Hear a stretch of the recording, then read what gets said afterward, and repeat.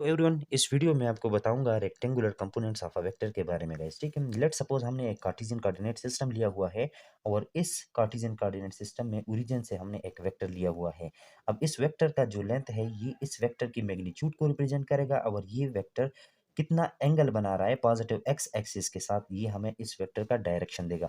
अब अगर मैं यहाँ से एक वेक्टर यूं ड्रा करूँ गाइस और इसका हेड इस अपने वेक्टर की हेड पर ले लूँ और एक वेक्टर अपना ये वाला मानो गाइस। ठीक है, तो ये अलोंग द एक्स एक्सिस जो आपको वेक्टर नजर आ रहा है इसको हम कहते हैं इस वेक्टर का एक्स कंपोनेंट गाइस। ठीक है, और ये जो अलोंग द वाई एक्सिस आपको वेक्टर ए ये वाला नजर आ रहा है इसको हम कहते हैं Y component of the vector A guys. ठीक है, अब आप देखें कि इन दोनों के दरमियान 90 का एंगल बन रहा है, तो ए वाई और ए एक्स को हम कहते हैं ये कंपोनेंट है वेक्टर ए के, लेकिन पार्टिकुलरली ये रेक्टेंगुलर कंपोनेंट है क्योंकि ये एक दूसरे के साथ 90 का एंगल बना रहे हैं।